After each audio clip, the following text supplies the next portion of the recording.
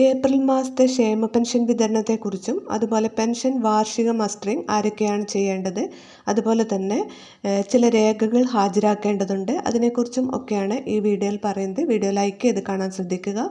പെൻഷനുമായി ബന്ധപ്പെട്ട അറിയിപ്പുകൾക്ക് നിങ്ങൾ ഈ ചാനൽ സബ്സ്ക്രൈബ് ചെയ്യുക. വീഡിയോ ഉപകാരപ്രദമായി ഷെയർ ചെയ്യാനും മറക്കരുത്.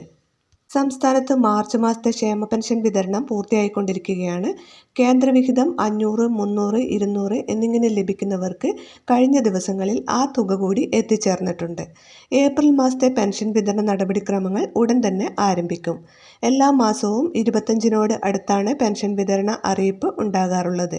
എന്നാൽ ഏപ്രിൽ മാസം വിഷുവിന് മുന്നോടിയായി തന്നെ 3200 രൂപ വിതരണം ചെയ്യുമെന്നാണ് പെൻഷനുമായി ബന്ധപ്പെട്ട റിപ്പോർട്ടുകൾ സൂചിപ്പിക്കുന്നത്. എല്ലാ വർഷവും പെൻഷൻ വാങ്ങുന്നവർ ചില രേഖകൾ ഹാജരാക്കാറുണ്ട്. അതുപോലെ തന്നെ വാർഷിക മസ്റ്ററിങ്ങും നടത്താറുണ്ട്. പെൻഷൻ വാങ്ങുന്നവർ ജീവിച്ചിരിപ്പുണ്ട് എന്ന് സാക്ഷ്യപ്പെടുത്തുന്നതിനാണ് എല്ലാ വർഷവും മസ്റ്ററിങ് നടത്തുന്നത്.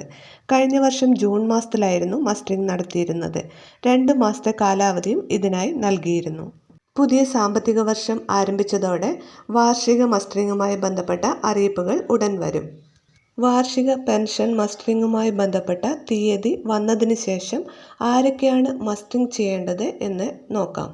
കേരളത്തിലെ തദ്ദേശ ഭരണ സ്ഥാപനങ്ങൾ മുഖേന നൽകുന്ന സാമൂഹ്യ സുരക്ഷാ പെൻഷനുകളായ വാർദ്ധക്യകാല പെൻഷൻ, വിധവാ പെൻഷൻ, വികലാംഗ പെൻഷൻ, 50 വയസ്സിന് മുകളിലുള്ളവരുടെ അവിവാഹിത പെൻഷൻ, കർഷക തൊഴിലാളി പെൻഷൻ എന്നിവയുടെ ഗുണഭോക്താക്കളും ക്ഷേമനിധി ബോർഡുകളിൽ നിന്ന് പെൻഷൻ വാങ്ങുന്നവരും മസ്റ്ററിങ് നടത്തേണ്ടതാണ്.